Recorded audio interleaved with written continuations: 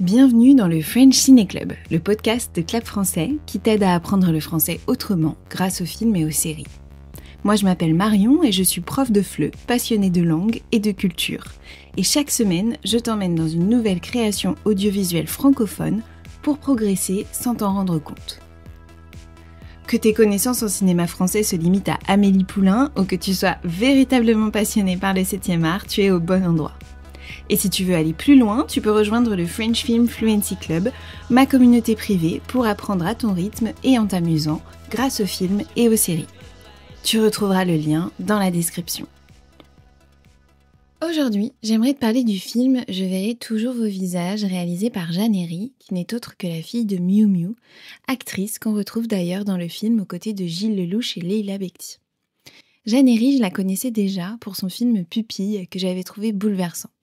Elle y parlait d'adoption, de l'abandon et de ses parcours parfois chaotiques mais humains, tendres, vrais. Et dans ce nouveau film, elle s'attaque à un autre sujet complexe, subtil et encore trop peu représenté au cinéma, la justice restaurative. Alors qu'est-ce que c'est la justice restaurative ? C'est un processus encadré, sécurisé, qui permet à des personnes victimes et à des auteurs d'infractions de se rencontrer, d'échanger et de créer un dialogue dans le but de réparer et d'éviter des récidives. C'est un dispositif délicat qui repose sur la parole et l'écoute et qui nécessite un encadrement très préparé et attentif et beaucoup de temps. Dans « Je verrai toujours vos visages » on suit deux récits parallèles.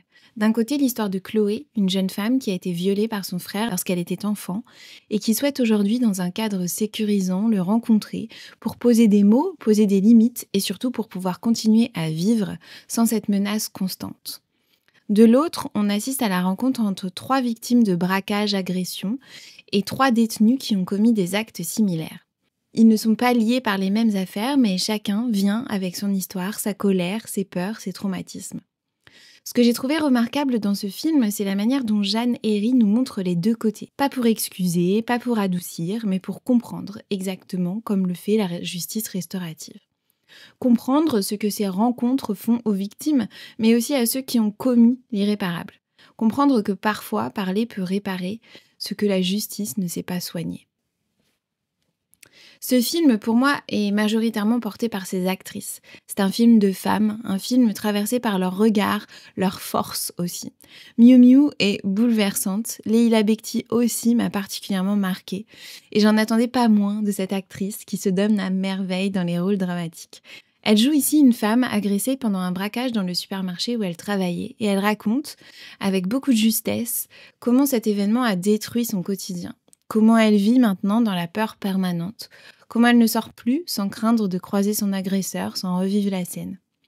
Et puis il y a cette scène où un détenu, lui aussi braqueur, lui dit qu'eux aussi, les agresseurs, ils ont peur. Peur de croiser leur victime, peur d'être reconnus. Et ce simple échange, c'est bouleversant. Et ça la répare, ça la soulage un peu. Pas totalement bien sûr, mais un peu. De vrais échanges humains se créent des deux côtés. Et même de la compréhension parfois. Je me suis toujours dit que si on enfermait dans une pièce 2 personnes qui n'ont rien en commun et qu'on les forçait à discuter, ils finiraient par s'entendre, s'aider, s'apprécier. Ce film renforce encore pour moi un peu plus cette croyance. Alors oui, toutes les histoires que l'on suit dans le film se terminent plutôt bien, peut-être trop bien même. On pourrait se dire que c'est un peu romancé, mais je crois pas que ça nuise à la crédibilité du film.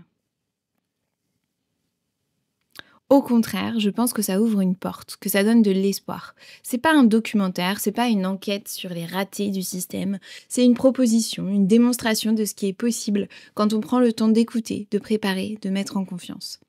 J'ai beaucoup aimé que le film nous montre l'envers du décor, le travail de ces femmes et de ces hommes qui organisent ces rencontres, qui accompagnent les victimes, qui préparent les dialogues, qui prennent le temps de sentir quand une rencontre peut avoir lieu ou quand elle doit être annulée. On sent leur épuisement, leur engagement, leur propre fragilité aussi.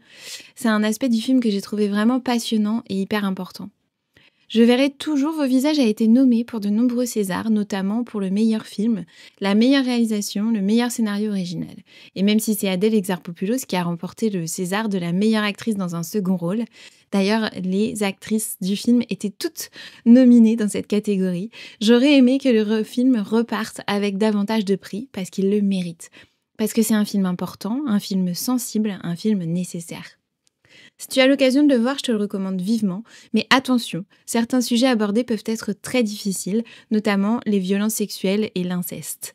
Ce n'est pas un film facile, mais c'est un film qui fait du bien et qui, je crois, peut faire réfléchir, avancer, réparer. Merci beaucoup d'avoir écouté cet épisode du French Ciné Club. Si tu l'as aimé, abonne-toi, partage-le à une amie et n'hésite pas à me laisser une note ou un petit mot, ça m'aide énormément. Tu peux aussi accéder aux transcriptions des épisodes gratuitement avec le lien que tu trouveras dans la description. Et si tu veux progresser avec moi dans une ambiance conviviale et série cinéphile, tu peux rejoindre le club de Clap Français. Chaque mois, on décrypte des extraits de films, on apprend du vocabulaire vivant et on se retrouve en live pour s'amuser en apprenant. Tous les détails sont dans la description. À très vite pour un nouvel épisode.